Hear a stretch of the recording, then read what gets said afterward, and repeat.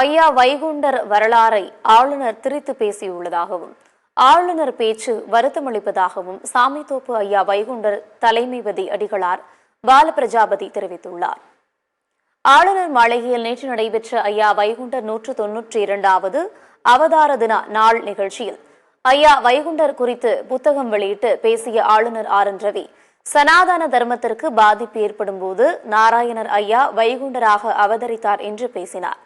இதற்கு குமரி மாவட்டம் சாமித்தோப்பு தலைமைபதி ஐயாவடி அடிகளார் பால பிரஜாபதி கண்டனம் தெரிவித்துள்ளார். ஐயா வைகுண்டர் குறித்து புத்தகம் வெளியிடுவது போல் வரலாற்றை திரித்து ஆரிய கோட்பாட்டிற்கு அணி சேர்ப்பது போல் ஆளுநர் பேசியிருப்பது வருந்தத்தக்கது என்று அவர் கூறியுள்ளார். ஐயா வைகுண்டர் குறித்து ஆளுநர் புரிந்து பேச வேண்டும் என்றும் அவர் தெரிவித்துள்ளார். உருவ வழிபாடு, மொழி பேதம், ஆண் பெண் பேதம், சாதிகள் இல்லை என பல கோட்பாடுகளை கூறிய ஐயா வைகுண்டர் சனாதானத்தை ஆதரித்தவர் என்பதை ஏற்றுக்கொள்ள முடியாது என்றும் பால பிரஜாபதி தெரிவித்துள்ளார். ஆளுநர் வரலாறு தெரியாமல் பேசவில்லை, திரித்து பேசுகிறார் என்றும் அவர் குறிப்பிட்டார். ஐயாவை பற்றி உலகம் என்று ஆலோசிக்கிறது, பேசுகிறது பெருமைக்குரியதுதான். அதுபோல ஐயா வைகுண்டரை இன்று கௌரவப்படுத்துகிற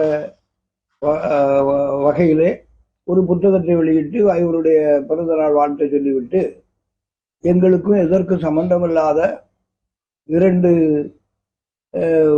வெள்ளைக்கார அதிகாரிகளை பற்றி அங்கே நிறைய பேசப்பட்ட செய்தியை பத்திரிகைகளை பார்த்து எங்களுக்கு மிக மன வருத்தம். ஐயா வைகுண்டர்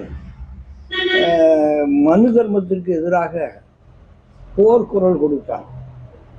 அதுபோல சமத்துவ சகோதரத்துவம், உண்டான சாதி ஒக்க ஒரு இனம் போல வாழணும் என்று சொன்னார். ஆனால் அந்த மனு தர்மத்தை ஏற்றிருந்த அரசுதான் ஐயாவை கொடுமைப்படுத்தியது, சிறைப்படுத்தியது. 200 ஆண்டுக்கு முன்னால் உள்ள வரலாற்றை சரியாக படிக்கணும்.